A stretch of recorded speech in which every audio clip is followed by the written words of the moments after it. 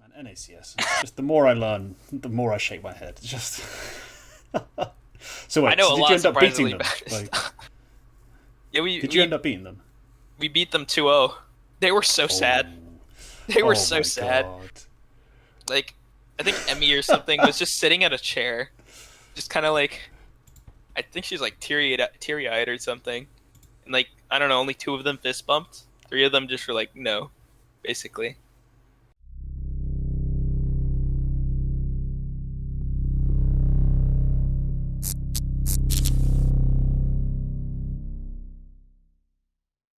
Hello and welcome to episode 2 of an interview with a Vandal. Joining me today is Ruv of the Vandals NA team. So, hi mate, Yeah, introduce yourself. so my name's Seth, and my alias is Ruv, and I play for the NA Vandals, and right now I think we're doing okay. Yeah, you are. You're what, 11-3 in the league, so you got some forfeit wins at the end. The games that weren't scheduled, if I'm Yeah, not going crazy. the team that we got a forfeit win against. They were trying to, because I don't know if this is the same in Europe, but basically, if you don't get we had a player break sometime like a month or so ago, and Yeah, yeah, it's the pro player break. There was some scheduling. I guess they allowed you to have a lot more flexibility with your scheduling yeah, yeah, post the yeah. player break, So right? these guys wanted to they wanted to schedule at like 12 a.m. Eastern time. So I was like, that's like 9 my time, but like that's pretty crazy. And they would only do that. They only gave us like one date, and they just kept giving us the same date over and over again. So it was, we Right. basically got that to not happen. So like we could, because of the player break, we could schedule it later. And then when the player break finally ended, they they didn't really want to schedule it still, and they kept forcing the date back until like they would say like, oh, 3 out of 5 players, we have it down. I just gotta ask them, and then like a week would go by and they wouldn't say anything, and so so basically the way that I don't know if it's the same in Europe what they how they've implemented it, but there's a 50-50 system. So if you don't schedule your match, like if both teams don't come to an agreement, it's like Oh yeah, 50-50. So it's like a coin toss to whoever wins that. it's good. Yeah, it's the same thing in Europe. They sent out like a mass message on the SCA service, like, "Hey, any games not played after this point will be assigned a I just think random that's so forfeit win dumb. or loss," which is a bit. That's a bit ridiculous. But yeah, there's a kind of a trend of teams at this level just trying to milk forfeit wins, like by being kind of Yeah. assholes about the scheduling. Like, I'm pretty I mean, sure that's what's happening, right? they're like, I don't They're know, not they're being like honest. really, they have a really bad record. Like they're not making playoffs. They're just trying to F us over, to be honest. Oh, so it's even worse. It's not even for Oh a yeah, reason. They're just just doing it because they basically. can. Wow. Oh well, let's. Well, I'm sure we'll get back to ESCA Premier soon, but let's focus on you for a while. So, how did you first get into playing CS:GO, or maybe even Counter Strike as Yeah, a whole? so I think I'm not sure exactly because it kind of blends into my school years, but it was either first year middle school or elementary school where my friend basically told me he just told me come play Counter Strike with us because all of his buddies were playing it. So you know that was like my first computer Mm-hmm. game, and that was also like my first FPS game ever, basically. Right, so first, I do not understand the American system. Like, what age is that Oh, roughly? that was maybe like, well, that would have been 2016. So I guess that's like from my age, that's like 12. Yeah, Okay, so pretty young, yeah. at least in my eyes. Like, that's I mean, pretty young. I wasn't good. I definitely wasn't good. Never, no one ever is at first. Come on, everyone takes a while because Counter Strike's got quite a high floor, I think, Hmm. for like skill. Like, you're not I mean, I good was for a also long using time. my mom's laptop. I had like 20 FPS basically. I don't know how Yeah, fair I enough. didn't even have like an Ethernet cable. I was playing on Wi-Fi with 20 FPS for like 3 or 4K hours in like silver. Jesus, you spent 3K Yeah, hours in silver. I don't know why I Oof. don't know how I didn't know anything about anything, but it's weird.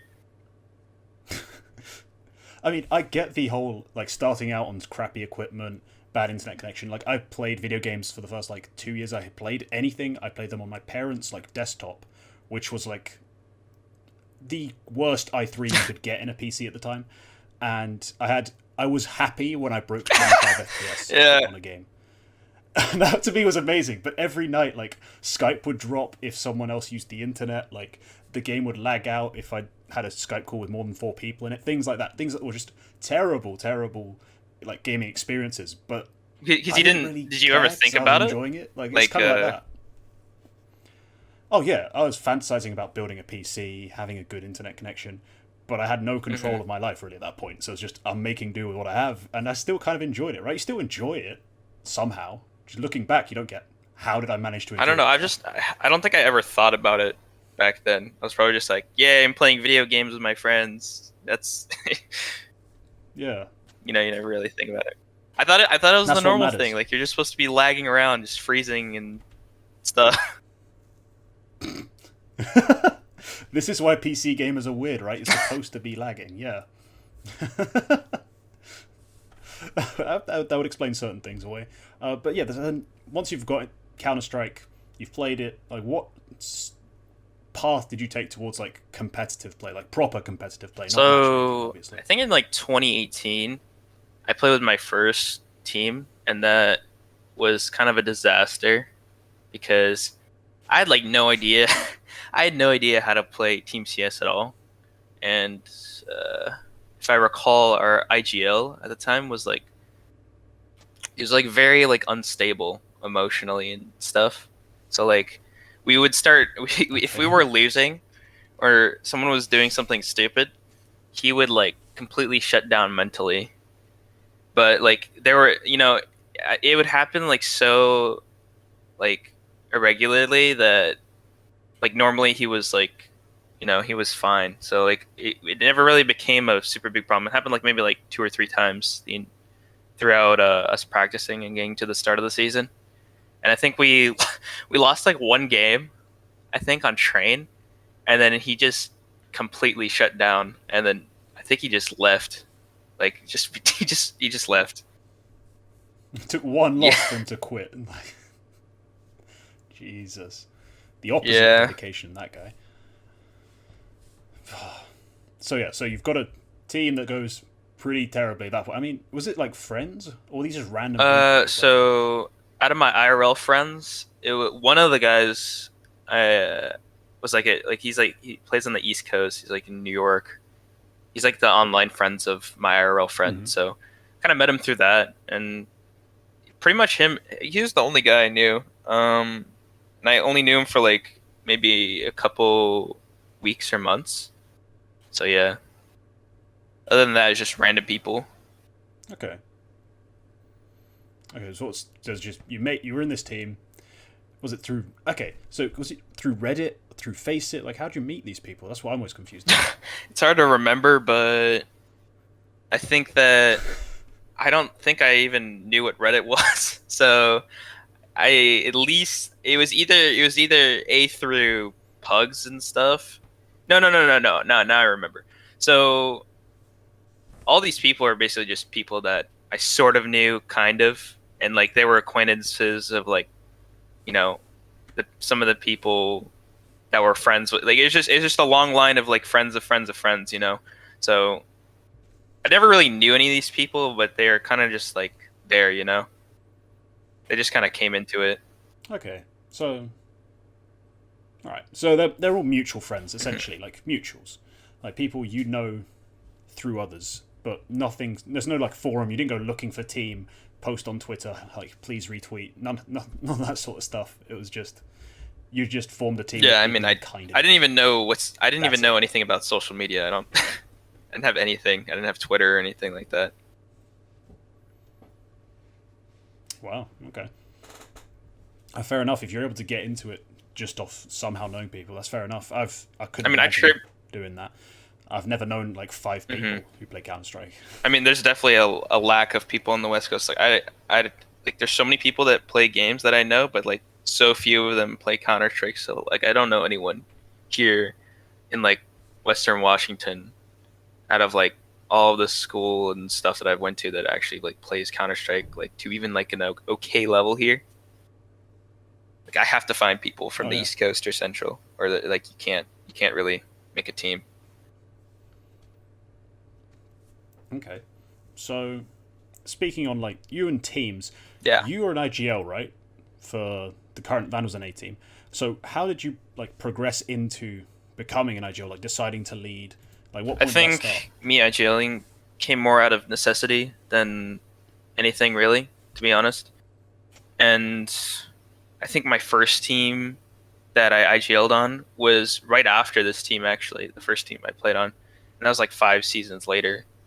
And I think I just decided like one day that I wanted to try to get far in league, try to get as far as I possibly could. Mm-hmm. And I was not obviously I was not a very good IGL off the start.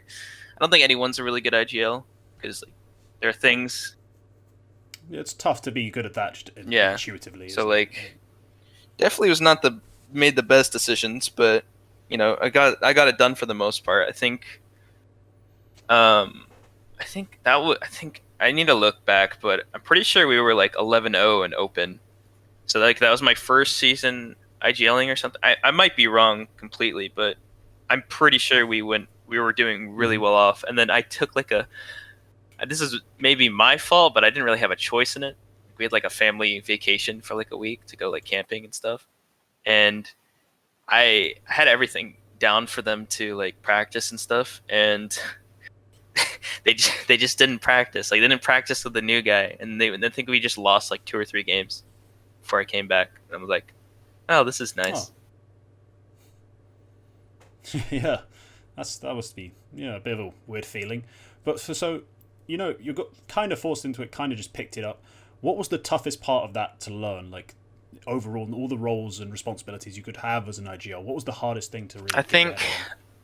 the hardest thing has always been juggling personalities, getting people to not, you know, self implode and then like explode onto other people.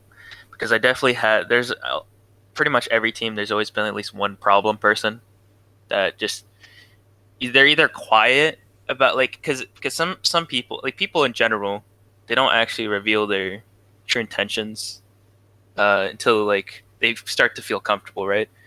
So like would be Sure. Yeah. fine with like a person for like maybe like 2 or 3 weeks, and then like one day they just decide to like you know be an asshole to other people and just like start revealing like, oh yeah, no, I think I'm better than everyone else or something.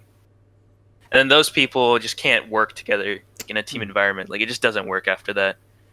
Which is why like we have a lot of like I had a lot of success in the start of seasons, and like towards the middle and end parts of the seasons, like things fall apart often. Like we had, I think our main season we were up like either 7-0 or 9-0 like a couple seasons ago, and then we just kept losing. I don't know. Oh, fuck. I mute myself like I have no idea when. Oh, fuck's Oh, were you sake. muted the whole time? No, no, no. I mute myself at some point. I need to actually go check when. All right, that's a hit. Okay, we're back. And okay, so coming into the season, you've got kind of a it's not really a new squad, but it's kind of a new collection, like specific 5 players. Because I've seen you've played with some of these guys before, some of them you haven't. So like, can you talk me through like how you assembled the squad for this season? Yeah. So basically, the people on my team are all people I've like two of them are people that I've known since like 2 or 3 years ago. Um, Pacifist and Hatchet are people that I've actually played on past teams. Pacifist was on Recon 5 Academy, and Recon 5 was like a premier team like 2 years ago. And Okay. then Yeah, Hatchet's one of my close friends, and he's just someone I kind of mesh well together with. Fair enough. So wait, there's two others then. Uh, One is kind of the new player. We'll get into that in a second. But the other one I was thinking of, Viper. Now, how did Yeah. you kind of bring Viper into the equation? Yeah, so originally I was going to IGL for like a main team, Okay, yeah. and I think I IGL'd like one game, and then they're like, "Yeah, we don't like him," like basically because I think they were used to. I'm gonna throw some shade, but I think they're used to not like they're used to calling that was like basically telling them what to do, like Oh, wherever they're going. So when I was giving them freedom to do stuff, like they didn't really know what to do, and so they're kind of struggling with that. And then they kind of blamed it on me, I suppose. They didn't say anything to me. I think um, person on the team was one of the people. He's a person. He's the person I played on LAN as well with, and he was the past IGL, and he's more like a pug color IGL, which is pretty. I mean, that's not what you want to try to do at all, but he did it. So they're hmm. used to pug calling. So Viper was on that team, and he was like basically he had like the shitty anchor roles. So Okay. he they wanted me to like replace him, and then I think after we played like one game, and they're like, yeah, we don't like his calling, and they didn't say anything to me. Like I'm pretty sure he just messaged me like later in the night. I think I just decided to pick him up because I thought he was listening and he was very chill and meshed well with me, so I wanted him on my team. Okay, And so then they didn't want him. They then brought in you, didn't want you, and you took him with you. yeah, basically. Fair enough, that works. So now this is the interesting part. The fifth player on this team. Yeah. What's been going on? Yeah, so our fifth before was Noda Bro. She Hmm. was basically just like she's just like a high not a high level pugger, but she pugs like I think I think I was looking at her match history. She like 1 or 2 days ago she played like 15 pugs in a row like in one day. I Jeez, that yeah, takes a I lot don't of. know. I can't deal with pugging that much. I get too tilted and annoyed by the people I have to pug with. Like, I used to play with her in like this like weird five face it five queue. It was really toxic. It was like two Turkish guys and then one like guy from like Texas. It was really weird. hmm. And her and me. And it was basically just it was I don't know how to describe it, but we were extremely angry at each other because of sleep deprivation. And I think that like because what we were doing was like how I met her like over time was like and got to know her was I was playing with this one Turkish guy like Emrecan. He's on one of my recent teams, and I met him through a player named Delpan, who's like from Uzbekistan, I think. Um, just side note, not the Delpan. Just in case anyone gets confused. No, no, no, no. It's not the Delpan. It's a different Delpan. This He's a guy threw me for a inspired by second, but Delpan. Yeah. yeah, a Delpan fan. So I was playing like pugs with this weird queue, and it was basically like a designated bully session because we would all like wake up at 7 or 8 p.m. Pacific Standard Time, and then we would play until the next day at like 8 in the morning or like 10 in the morning, and then go to sleep and then wake up again and then play more. And we did that for like 2 or 3 weeks. So like that was that was ridiculous. That's And I think that's we were that winning is so every single stupid. game for like a week. Like we just won every single game for a week, and then we just started losing. I think I know why. Obviously, All 'cause, right. you know, because when you stay up for super long, become kind of a shithead. To be honest, You mean that's not optimal to just yeah, it's not flip your optimal. sleep schedule and play all day? That's not optimal. Okay. Playing graveyard shift Counter Strike, you know. Yeah, some reason doesn't work. So she like that's how I met her, and then I wanted her on my team because I thought she also like I wanted people on my team that I thought wouldn't have conflicting personalities and be very like relaxed and be just be like just listen, because I always had the problem with like one player like being obnoxious or something. Okay. Yeah, so you However, wanted good I didn't know how to personalities. deal with obnoxious people super well until recently, so that was also partly my fault, I think, because I think I Oh, could fair have enough. potentially worked with some of the people, but I just didn't know how to handle it super well.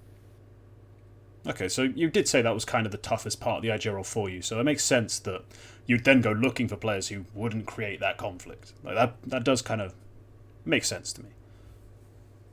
Yeah, so she had scheduling conflicts recently, so we actually got a former 1.6 professional, um, and I met him through Pugs basically, and like he's the new teammate.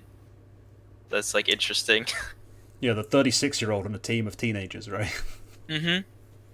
Yeah, that was something to figure out when I was going through the roster. Like, who in the hell is this? Just this former 1.6 player? Like, I've never seen that. It's really interesting because he hadn't played for years, and he's been playing for like a month, and I just randomly met him in a pug. So, He's kept himself sharp, though, clearly. mm-hmm, definitely. Like, kudos. So, at this point in the season, right? We've just finished the regular season, I guess, of ESEA, and your team record is 11-3. So playoffs secured, and you have a proper seed. Was this what you expected to get out the season when you came into it? To be honest, I expected us to go 14-0. I expected us to go flawless. All right. Part of the reason being that like I knew who the top teams were gonna be, and I knew some of the players roughly before the season even started, and I knew that individually, at least I was better than them, and I knew how they ran their teams. So my expectation was that we would just beat those teams and then go flawless before playoffs. To be honest, Okay. I think So you're definitely thinking of intermediate essentially at the start of the season. You thought that would be a bare minimum almost. yeah, I wasn't even thinking. I was thinking like main bare minimum, to be honest. Because I don't know So, if it's the so same, but you you can thought you make were going to advanced out of guarantee two open. creations. Well, you can make. Sorry, repeat that and go straight to main. You can go straight to advanced from open. How so? If you go flawless in playoffs and you basically beat every team, you can get advanced. Like one Oh, team. I had no idea. Yeah. That's And I pretty think cool. if you get like 3 or 4 wins, you get main. Is that still possible? Like, 'cause you're now going into playoffs. Is it still Yeah, possible yeah, to yeah. make that kind of You run? could still make advanced. Oh, okay. It just So depends that's about our dedication, like how much preparation we get into it. But like it's like the teams at the top level are not even like tactically anything, to be honest. They're kind of just like they're almost like, you know, I don't know, celebrated or I don't know the word, but they're basically just pug squads. glorified puggers. Yeah, glorified puggers. Yeah, that's the. Okay. So you feel like you have a tactical edge over a lot of those teams. So you feel like you belong in main at a minimum. Yeah, Advanced. Do you think it's realistic with this five?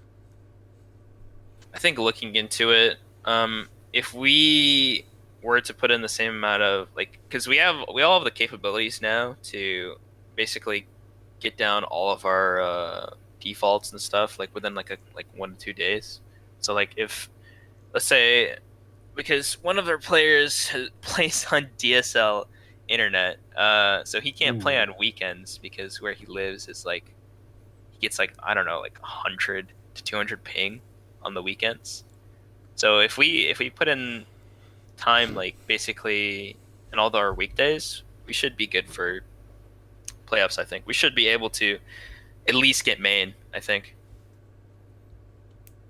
Fair enough. I mean, that's pretty odd. That he says that's outmoded of an internet. Like, where does he live? He lives in like 30 minutes out from a town in like Idaho, like in the forest, Ah, basically with his grandma. So right. Okay, so yeah, well, I mean, I don't know Idaho, but I know of Idaho, and it kind of makes sense to me. Like, hmm all I know it for is potatoes and fields, and yeah, not a it's whole pretty much else. what everyone knows it for potatoes. So okay, that's kind of that. But ESEA main, that's an expectation Yeah.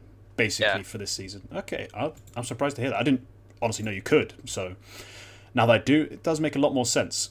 Which brings me on to this. This season has been quite impressive for you, like individually. And so you're like, top of the team in kills, second in round win share. What has been the key to you individually having these sorts of fragging numbers? Um,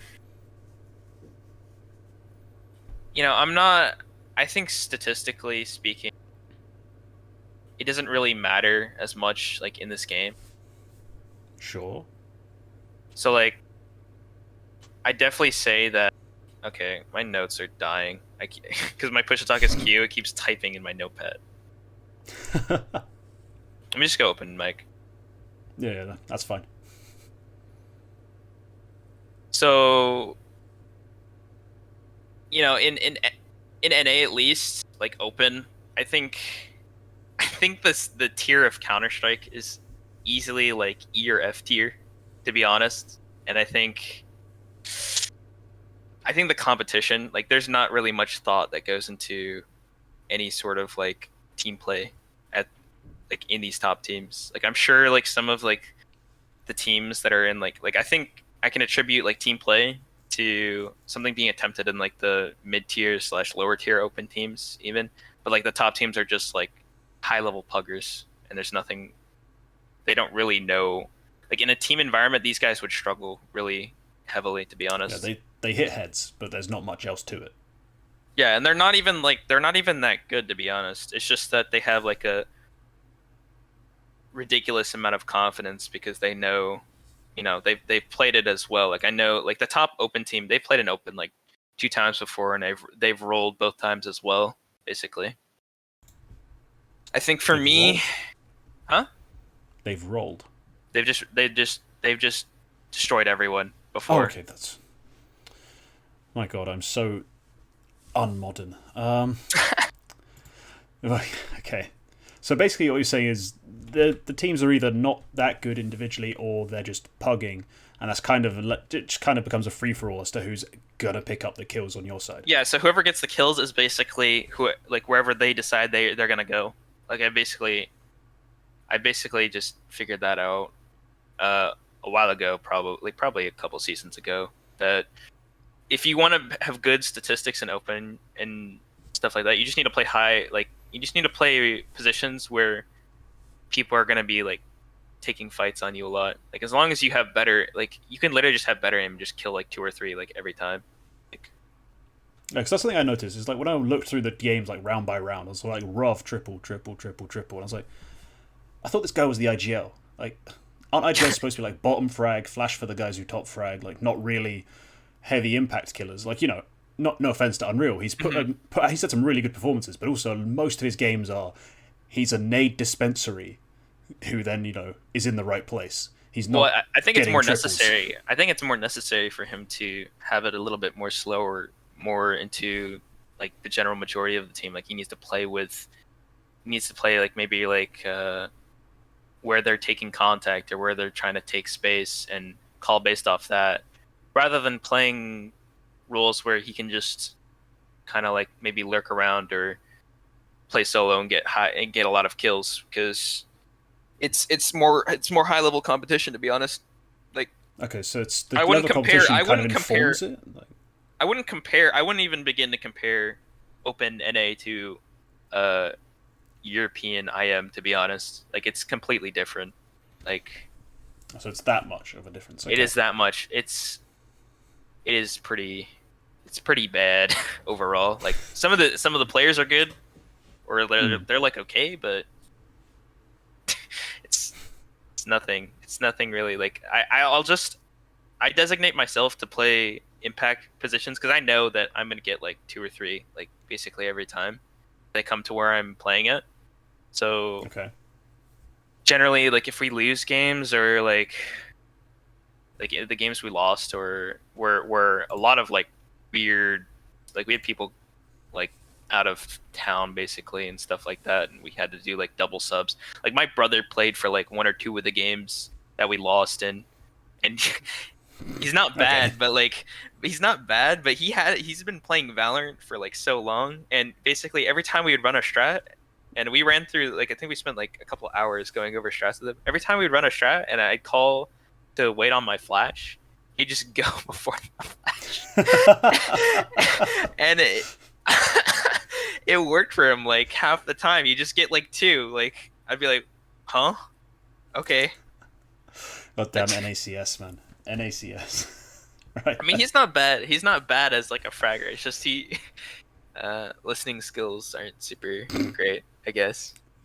So that's kind of explains the 3 losses in a row. It was more of the team not being whole than the team really having issues. Yeah, and like one of those games as well, we didn't even practice because we couldn't get any practice in. It was kind of annoying to me. Like people were kind of like doing things without saying anything. So like we'd had practice scheduled, and we'd like be there for like an hour or something, and like the one guy or something wouldn't show up, and I'd be like, okay, where are you? And then like 2 or 3 hours later, he'd be like, yeah, I was with this person. I was out shopping or something. I was like, okay, like, okay. That's a shame. That's a shame. But we've still got playoffs, high seed. It's not ended up costing us the season. I think that's out of clutch from Kevin coming in here. I think brings a lot of stability to the team because he's probably the least maintenance person. Like he will listen to whatever I say basically, and he'll have no problems with it. So nice. Yeah, it must be nice to play with. So now I'm going to take you into a more generalized theme. The NA scene as a whole, we've talked about this briefly. It's seen some pretty rough times recently, right?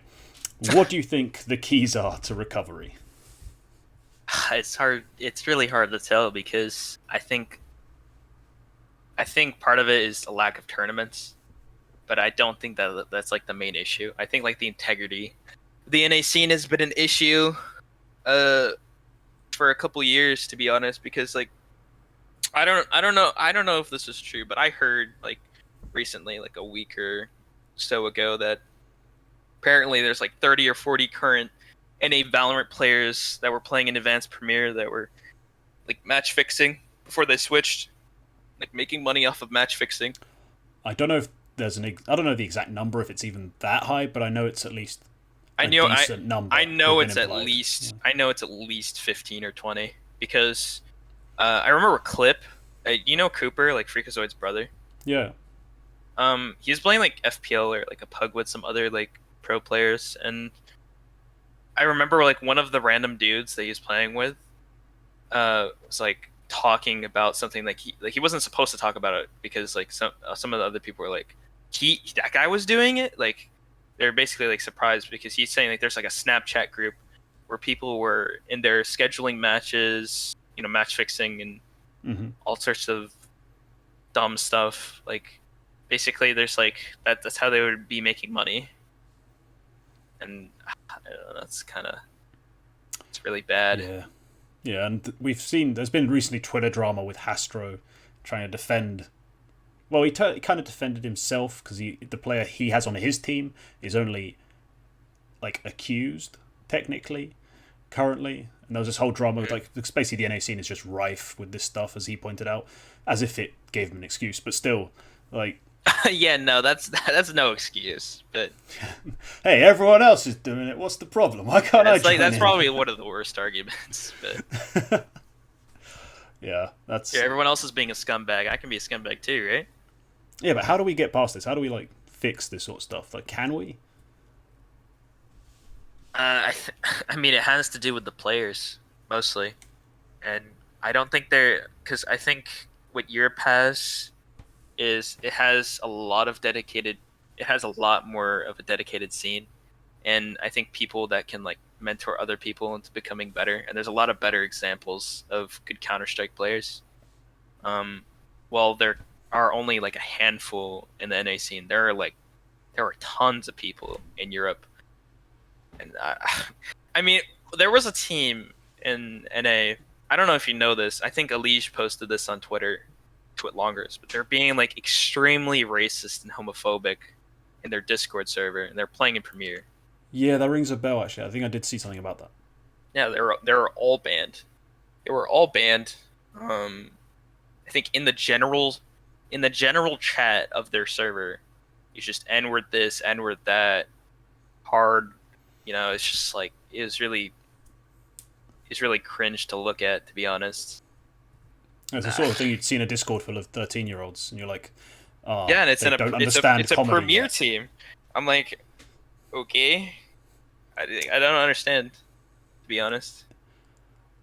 I think at this point it does kind of look like the NA scene for Counter-Strike has just been harboring all the worst elements of just I don't know how it could be worse unless there's like, I don't know. It was like Call of Duty guys shooting each other at some point, wasn't there? It's kind of worse. Like racism versus worse. murder. I think one's got slightly harder jail time. I think we've generally accepted this one is a bit worse, but still, in terms of how like rife it is, like how generalized it's become, the NA scene is pretty rotten. Yeah, I mean, there's definitely good people here, but it's just there's so much bad stuff like that has come up that like I don't even blame any of the European guys or whatever for like roasting us. Like it's pretty fun. It's fair.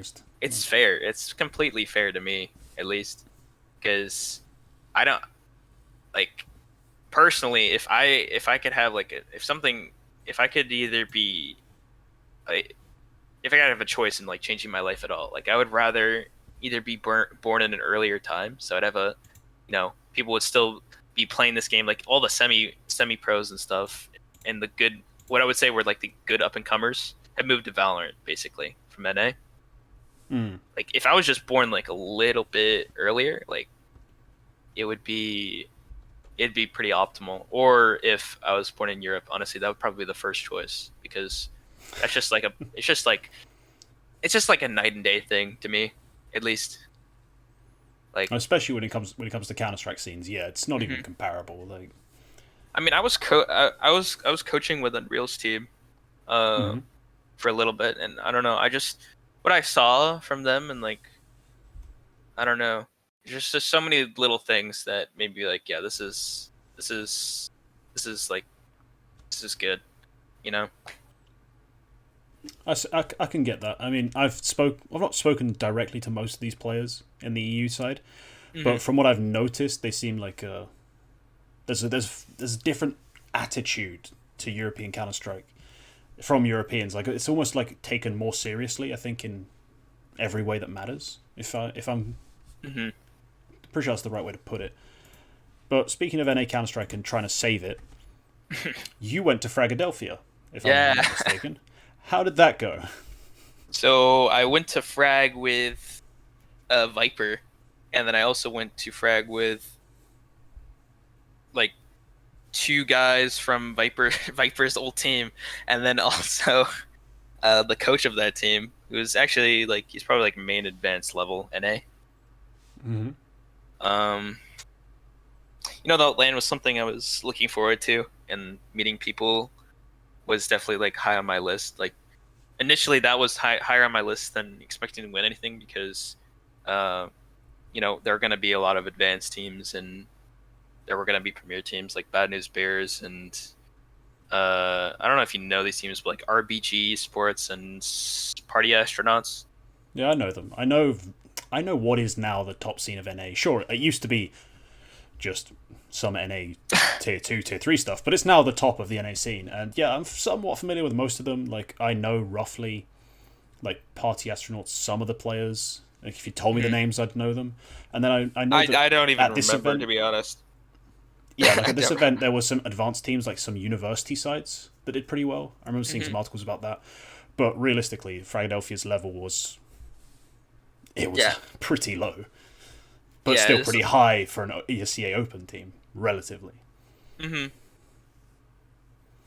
I So think how did you do? Like, did you win? how'd I do? Are you winning, son? I didn't have any expectations going into it. I was a little peeved, to be honest, because we played against. I don't know if you know these players. You probably won't, but like Reality, Jazz Pimp, Carson, CZXI, and like. I do know them. Oh, you do? And there's like. I know of them. I don't know who the fifth player was, but I think he was At good that point, as. did it matter? I don't think it really mattered, but it was like our first game. We played against them. So they're all like premier players, right? Mm-hmm. And we lost, but it was like two 16-10s, basically. It's like it was somewhat competitive, at least, right? Yeah, it wasn't shameful, at least.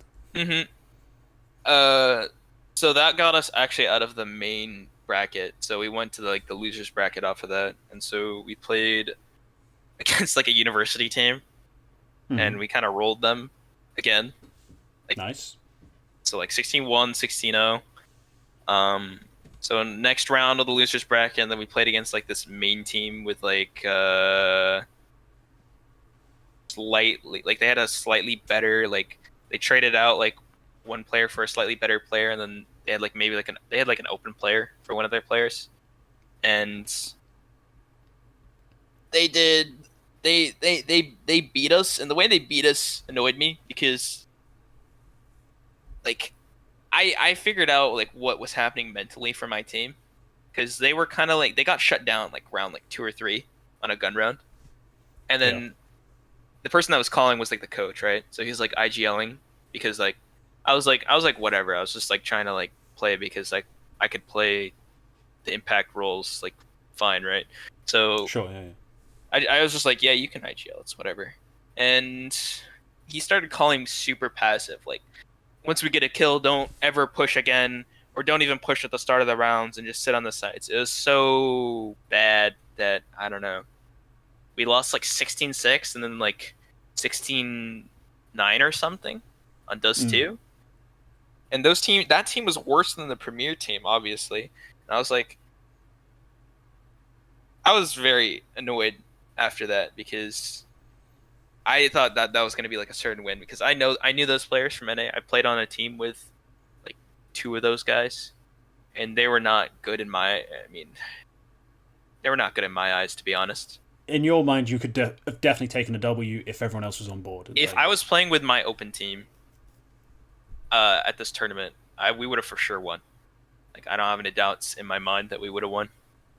But with this team, it was a lot of just people being scared, and I guess like land pressure. But I don't really understand the land pressure because there's like no stakes at all. You can only win. Like if we beat the Premier stack, like that would have been so bad for them. That would have been so awful for them because we're just literally a bunch of random main and open players. Like there's way more on the line for them than there is for you. Exactly. And we were even winning at one point against them, but like I don't know, people also just kind of like choked. So, that was the first day, and then we lost out of the losers bracket. So I was like, okay, I guess we're done. Because my assumption was it was going to go into the next day, basically, but we never even made it to the next day for the main tournament. But I think at like 8 p.m. or something, they let me know that there's going to be like a losers cut, basically. Everyone that was knocked out of the losers bracket the first day. Oh, so you have another chance to like play some more, at least. You put like $100 into the cup, and there's like $1,000 for the team that wins first place out of 10 teams. So we play. I was contemplating playing that because, for me at least, I was like, this is gonna be just a waste of time. Like even though it was only me putting in like $20, right? It's like I didn't want to just waste my time, like in the back of my mind. And then I don't know, I just kind of convinced myself to go, because like more CS, Of course. We did better than I expected, to be honest. Like we beat all of the teams that we played against. Like, we played 3 BO3s, and we actually got into the final. Surprisingly. Oh, nice. So we beat a university team first. Again, it was like 16-1, 16-0. and then we played CLG Red. What, the women's team? Yeah, so they're like Okay. advanced, but they're like not super good advanced, like 4-9. Are they advanced? Or something. Yeah, they're I'm pretty 4-9 sure advanced. How are they advanced? I thought like when was it? Sorry, the XSET side. They weren't called XSET at the time. When they made ESEA main, that was like a record for a women's team. Is that in Europe? Well, it's EU, so maybe it's different. Oh yeah, they are an advanced team. Sure, they're 4-10. Yeah, you're right about that. But I didn't realize they were an advanced team. I thought that was like an international record, not just an EU record. Yeah. I mean, NA advanced, like main in EU is definitely better than NA advanced, I would say. I'm gonna agree with you just because NA. Yeah. They also have 2 forfeit wins. Never mind. Sorry to diminish your achievements, CLG Red, but of the 12 games you played, you lost 10. Let's be real. Exactly. So like I knew because I watched a game of them like coincidentally before like we rolled the first team, so we had like an hour break. So I remembered a game that I watched because there was a Turkish team. There's a Turkish team playing in NA called NA ESEA. I know the name roughly, yeah. Yeah, so there's like 5 Turkish guys. I remember watching because they got 16-5 by like CLG Red. Oof. And yeah, I mean their problem isn't their aim. Their problem is that they have a lack of like good like they don't have a good structure to their team because I watched their. We talk about Yanicherry, right? Or yeah, Yanicherry. Yanicherry doesn't really like their aim is good, and then they just they have like probably like some of the worst structure setups I've seen, to be honest. So they're a Turkish side. Yeah, I mean, who doesn't remember Space Soldiers? I mean, it was a nutty like individually aim-based team. They had like their aimers are actually pretty good, I think. But it's just, it just kind of loses out if they're playing against any good structured environment. I mean, on land they do good. They do good for the most part. But But yeah, so you guys played CLG Red after that. Yeah, CLG Red beat them 16-5 on Inferno. Yeah. So our first map against them, I believe, was on Inferno. And so I remember watching the demo like a couple months ago, and I just had like the whole thing memorized basically. Like I knew how they ran their setups on CT side. I knew what to look for when they were when they were running certain setups, and I knew basically how they were going to run their entire thing from watching the demo like once a couple months ago. And so I basically told my teammates before it started, I'm like, okay, so this is what they're going to do. We're going to do this if they do this. And then, so I was it's sort of me IGLing, but more me anti-stratting them. So okay. I would just call like, oh, they're doing this. I'd be sitting bottom banana and I just hear what utility is being thrown. I'll just be like, yeah, they're doing this. And then we would just win rounds. So we took the first map from them. And so we got into playing Dust 2. And I basically just did this. Like I think we had like 10 minutes this time. And me and Viper just downloaded one of their demos from League and just basically skimmed it, like their CT side, and then I just kind of anti-strat, but yeah. So we basically just figured out like if they take long control, they have nobody cat, and they also probably have nobody mid, so just do a mid B, and they never caught on ever. So that's unfortunate. I mean, I literally just sat outside long door. I'd expect them to have a better plan than just never change it. Like, surely they'd have something to throw in. Like, I've talked to Vu. I don't know if you know Vu CSGO. I know of him. I've seen him on Twitter. I mean, he's talked to me. I talked to him before about, NACS in general, and he's basically said like, yeah, basically, at the top levels, like, you can basically anti-strat any of these advanced teams and just be like, yeah, when they're not doing this, it's probably this thing, because everyone runs set strats and stuff and execs that they get from like Nard out here or something. So like everything's super readable, and like you just look for these habits, and then you just basically just abuse them. And he's saying like against CLG Red, his advanced team, you basically just watch their demo like one time. And then he's like, Yeah, so basically, if they're not running a fast take outside on yard, then they're probably setting into this default, and this player plays on top of the garbage dumpsters every time outside of T-Con and never plays in T-Con. So they literally just have a guy just walk into T-Con and just hard clear her and kill her like every time, basically. NACS, man, NACS. It's just the more I learn, the more I shake my head. It's just. So wait, I know so a did lot you end up beating surprisingly them? bad Like, stuff. Yeah, did you end up beating them? we beat them 2-0. They were so sad. They were so my sad. God. Like, I think Emmy or something was just sitting at a chair, just kind of like, I think she's like teary-eyed or something. And like, I don't know, only 2 of them fist bumped. 3 of them just were like, no, basically. Imagine getting 2-0'd by some open players. Like, the main players you could probably live with, but the fact that there were some literal open guys thrown in and they weren't even from the same team. And they anti-strategied you? Like, oh. It was so weird. Pain. It was so weird because, like, to be honest, I don't think any team. There are very few teams that actually anti-strat, where it's like common in Europe to anti-strat, like basically everyone. It's like Yeah, it's called basic prep and strategy. no yeah. open teams do it. No open teams besides our team does it. I can guarantee it to you 100%. I'm sure it doesn't happen too much at the open level in EU either, because I know EU Open is a bit of a dumpster fire with like pretty hodgepodge teams like assembled who've never played together. I guess they don't have to worry about it. But like in IM as well, and in NA, I think there's only like maybe like 5 max teams that would counter strat or do it efficiently. And then you start getting into main, and only the higher tier main teams do it. And then advanced, probably there are even some pug advanced teams that just literally are just the same as the open teams, because it's the open players that win out advanced that get into advanced, and they just do terribly, and they just pug and F around. Well, okay.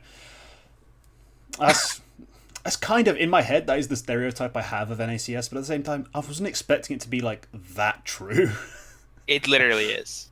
Wow. That's why I the second last question on the NA scene is kind of like, yeah, I have a lot to say about this, because Well, how do we recover this, like, from where we are? Really hard, because there's so many different issues. Like, we have like a lack of players, which is like a really big issue. Like, Bad News Bears is one of the top Premier teams, and no, they're a pro team, right? I mean, aren't they Premier technically teams can be pro, but didn't they technically make it though? They technically made the Pro League, if that's what you mean. Yeah, they made the Pro League because of Extra Salt dropping out. I can just say Extra Salt missing on one of the qualifiers, maybe something like that. But essentially, they got in there instead of Extra Salt, or instead of, maybe it was a Brazilian side they made it instead of, who had to drop out, but something like that. I can just say for a fact that like Chaos Esports Club was just a better team than Bad News Bears. Like, there are teams that have just died that were just better. Like, I can't even give like, I just know that they're better, because like the way that their teams were and like how good those individual players are, or just like, all of those things were better, and their team play was also better. So it's such a bad state. I don't know. A lot of the good players have just been stolen. Not stolen. Yeah, to be fair, it makes sense though. You got to go get that riot money before they have to settle another lawsuit. Like, you got to go get it while it's still there, you know. Yeah.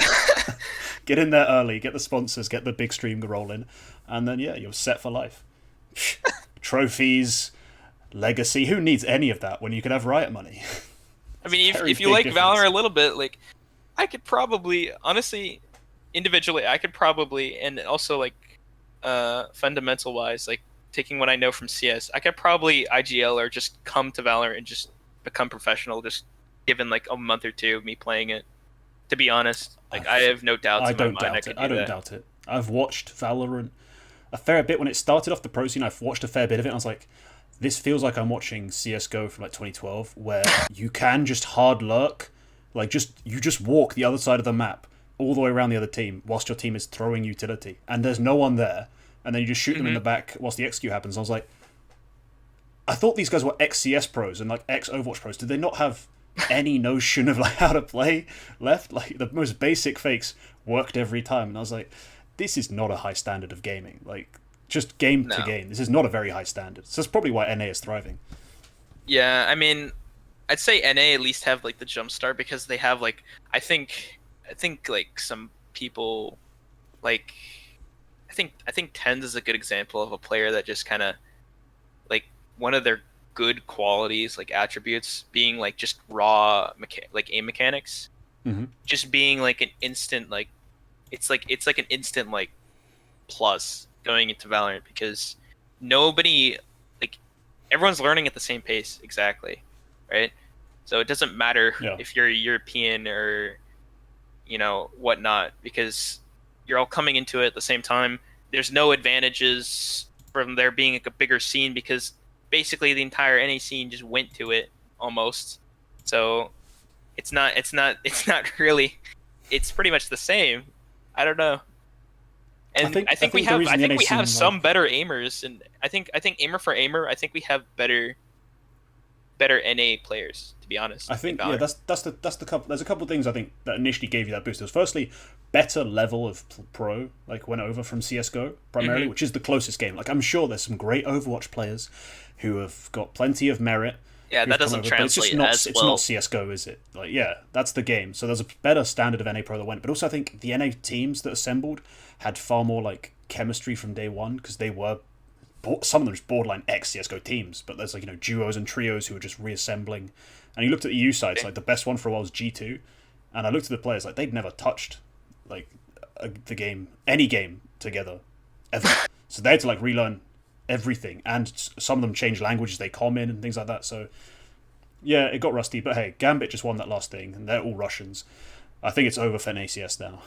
Like, Maybe. yeah, I don't Russia's know. showed up. It's We'll over. It's over. Call it.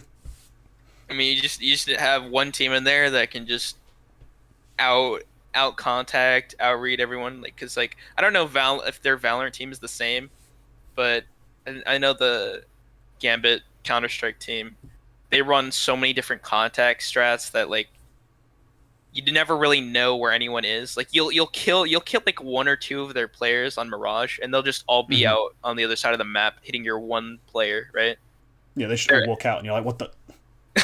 yeah, it's just like one of the things about them is like they're not unreadable because Mhm. obviously like Navi has gotten their grasp onto beating Gambit for the most part recently. Well, the thing is, when you walk out three guys against one of the guys on Navi, there's a chance he takes two because he's on Navi, and they are kind of stacked. Exactly, they are stacked now, like with bit and Yeah, everything. Um, yeah, and that's the thing about the EU meta. There's kind of is sort of this contact play meta. I've noticed it recently, like staring at Copenhagen Flames demos. mhm. They're not that high a ranked team, but you watch them, and it's half of their T sides just like, all right, we've thrown three nades here. Let's just three of us walk out. Just walk out somewhere dead. Like they throw nades somewhere else, then they just walk out mid or walk out B, whatever site they choose to, and they just take fights. And it's Because their kind of like level of comprehension is just better. I think. I yeah, don't they think play you can so do well off that in each other. Premiere. They got the timing right, and they're also just really good, and they know what they have to pre-aim each and every single Yeah, one of them. So it just works. I don't think that would work in NA Premiere. To be honest, I've You have like some guy just flash push you, and you're like, what the hell is this? I yeah, because I don't know.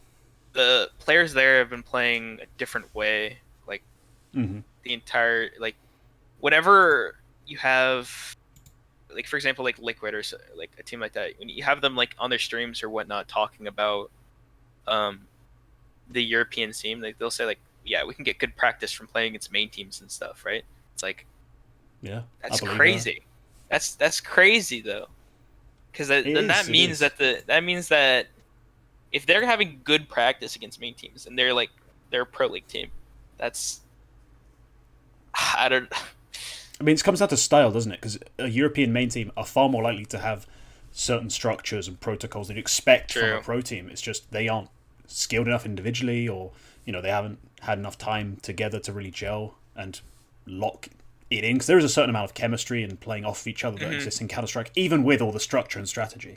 So I think, yeah, you will get good practice off of main and advanced EU teams because you have to be fundamentally sound. I think to a far greater extent than the NA lot. I mean, I think I either read an interview or I heard an interview with like John G or Sheikh Zula Hmm. from Bad News Bears, and they said that basically things that work in NA, like NA is just bad practice. No, it's Sheikh Zula. Sheikh Zula is saying like NA is just bad practice because you can get away with doing really bad, like let's say you miss a flash, you'll still get like a 2K or 3K and you'll win out. And in EU, if you miss the flash or you slightly were off with your Molotov, you're just gonna get 3K every time. You're gonna get popped and then you're just gonna all die. Like where Yeah. if you made any mistake, you just lose out, basically. And I don't know. I think that's like the prime difference, a really good difference to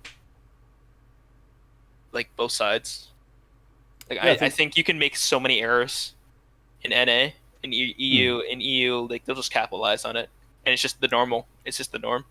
Yeah, when you watch, like, if you've watched any of this season's games from Vandals EU, if there's one you want to focus in on to figure out, like, how much of a level difference it could be, the game they played against Midgard on Overpass was ridiculous. Like, how well each team played these sort of aspects of the game, like the little things, the finer details, the nades, the setups, like the team play. It was pretty high level because Midgard are a very good side, and Vandals EU like matched them punch for punch until overtime, where they lost their spirit, having been dragged to overtime after having match point. Like, it was one hell of a slugfest of just strategy and fundamental good quality CS, which is something I doubt you'd see in intermediate and NA ever. Yeah, I agree 100%. So yeah, it starts there. I think it starts there. That's the rebuilding for NA has to start pretty early on, like in the levels you're climbing through. It has to start. It is going to take either Valorant just exploding, or it's going to take years.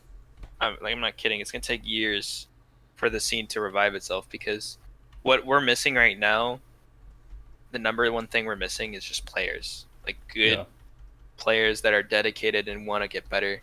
But there's like no point for players to come up in there. Like my youngest brother, who's been playing console games the past 5 years, right? He just got onto his PC like a week ago and started playing Valorant. And my so I have two brothers. So like my middle-aged brother told me that he played an unranked game with my youngest brother. My youngest brother dropped like 30 kills, and he's never played like PC games ever in Valorant. Yeah. And sure, it's unranked, but 30 kills. It's also Valorant. Like, it's so unforgiving, isn't it? Yeah, he plays with both of his feet on his desk. Sorry, but yeah.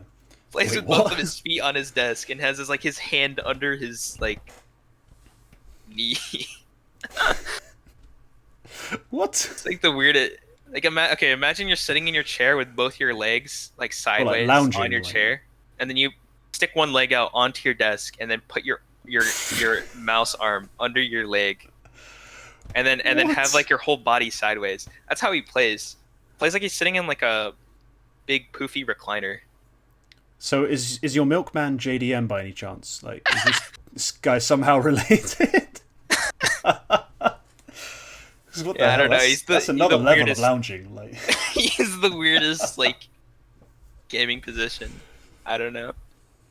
It's really weird.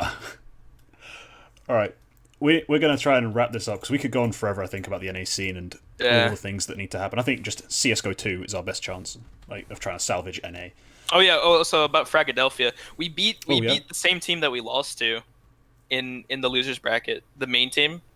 Oh yeah. Because I counter stratted them, and basically I pocket picked Ancient, and I taught all of my teammates, because none of them had played Ancient really. I taught all of them how to play Ancient on CT and T side, and then we smacked them on Ancient, and then we lost the second map, 16-14 Mirage, and then we won the third one. So yeah, it was interesting to say the least. Yeah. I just want to add this because, like, for me, this is like the most annoying thing about Frag. Not the event itself. Like, I think there's great people there. Like, meeting people was good in general, but motivation for my own team was pretty trash because it happened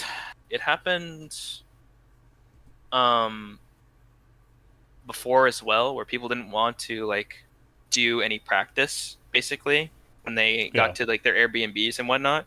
It's like 7 or 8 p.m. and I was like motivated to like try and like get us to win. we were gonna on the main stage. We're playing like a 2-9 advanced team. 2-9. Oh, so a pretty weak one, yeah. So pretty weak, like they had some good like puggers, I guess, but like in general, like strategically, it should have been easy. I spent like 2 hours counter-stratting them, and I had like the entire notes on how we were going to beat them T and CT side for their map picks, and I knew which maps they're going to ban. My PC config wouldn't load on like it was effed up or something, but like I had to spend like an hour trying to fix it. Like I had to restart and everything, and like the staff didn't know how to fix it, so I had to like figure it out myself. And then by the time it was starting, I got no warm up, and I could not go over in depth with all of the strats, and then everyone else had like 30 minutes or 45 minutes of warm up. So I was a little annoyed going into it, and then I learned that, I mean, maybe it's my fault, but like I said, we should pick into Vertigo over Pass or Ancient. Those are like their weakest maps, and then like probably like their stronger maps are like Mirage and like Dust 2 and like Inferno or something. So they were and a then pug team, yeah. Yeah. So I said that, and then we picked into Inferno and like Dust 2. I don't know. I guess I should have made it more clear and been like, guys, do not pick Mirage, Dust 2, Inferno. But like, I don't know. That frustrated me. And then we lost because we played the same way that we played on the first day against the main team. Just like absolute wimps. It was so bad. Yeah, that super passive style that just didn't work last time.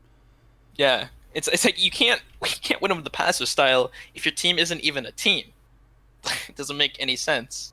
But we were doing it, and we were losing. And then we lost 2-0. And I was very annoyed after that. I was very annoyed. I think I just left the venue to like I went with Viper to go get Philly cheesesteaks. And then I just like I didn't come back. I didn't come back. You took some like impressive scalps along the way. I mean, you beat some teams who have a higher pedigree, at least compared to your 5-man like bunch of randos you essentially are at that point. Like you picked up some nice wins, so some positives to take away from it. I mean, some CLG red players were literally like crying, and like I out of the corner of cry. Out of the corner of my eye, I see like 2 of them. Literally, I just saw out of the corner of my eye, and I just looked over, and they're just like hugging for like 3 minutes straight, like literally just 3 minutes straight. I was like, damn. We have the big Valorant really contract is coming soon. We'll be in Valorant soon, don't worry.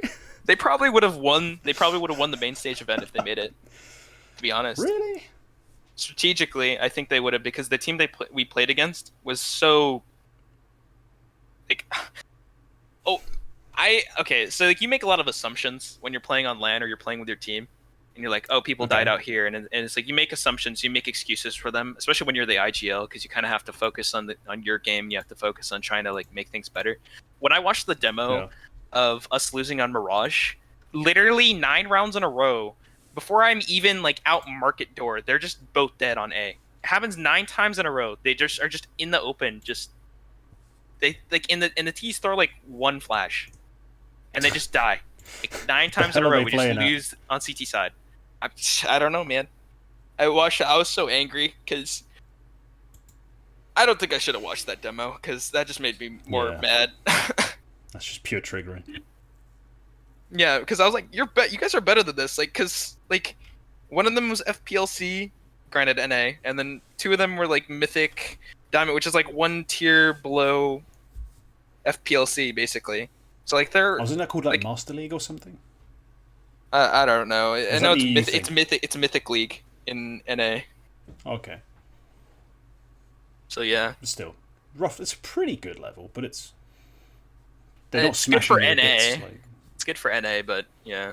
It's also a pugging rank, which is heavily like, it's about. Well, I was thinking, at the very least, my thought was, if we're a pug team, why don't we play it like it's a pug? But no, we got to play like we're scared. Like, I don't know.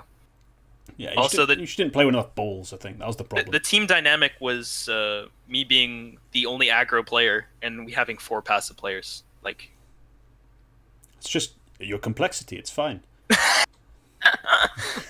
It's a legit strategy, allegedly. Our lurker kept whiffing. Oh, Our God, FPLC that's lurker. the worst thing.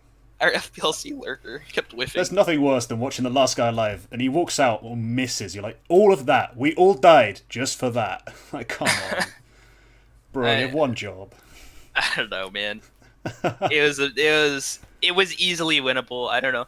I also didn't feel like they were putting in much effort to try to like learn things because they were like literally we all agreed like to get on 8 or 9 p.m. to go and practice an anti-strat because I was doing all the work anyway. So like I would have it done before we even get on and we can just talk about it. And then Viper's like, yeah, they all went to sleep. I'm like, bruh. Really? Bruh. At 9 p.m.? Oh my god. Wild. Okay. But okay, yeah, let's call time. Okay. I mean, this Philadelphia thing, I mean, that sounded like one hell of a wild ride. Yeah. Next time you go, vlog it. I'd love to see what that thing's like. Yeah, Like, for sure. That'd be pretty cool. Bring like a GoPro or something. Yeah, that'd be sick. But let's move into quick fire questions. I did this with Unreal last time. I thought it was kind of fun.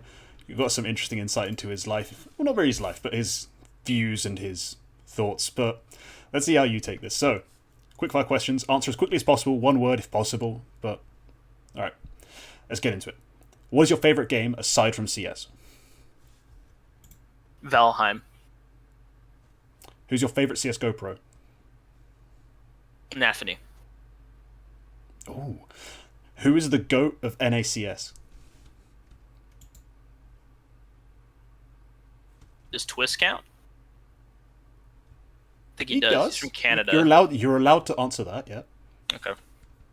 I'm not going to argue on that. Cats or dogs? Depends, but usually cats. Fair enough. Favorite drink?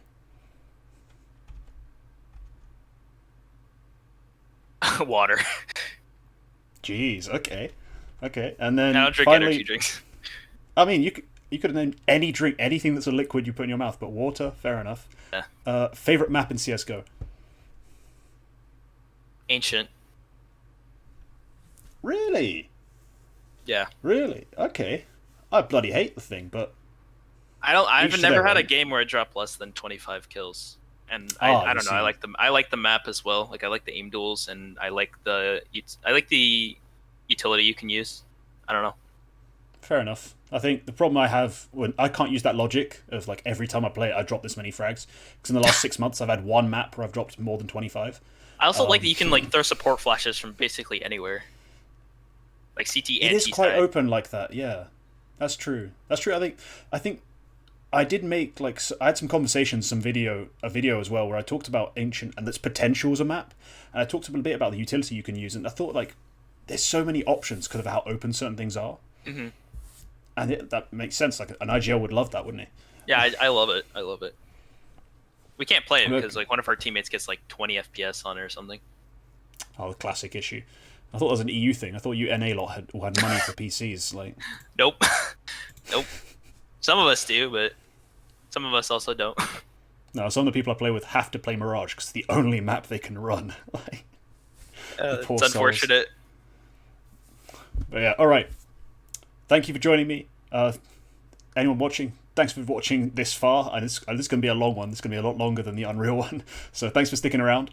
Subscribe if you want to see more content from the Vandals. We've got 2 teams currently competing in the ESEA circuit. So there's plenty of live streams to watch and videos to catch up on. Leave a comment telling me your thoughts about anything that Ruv has mentioned in this basically podcast. And yeah, that's all for this one. And goodbye.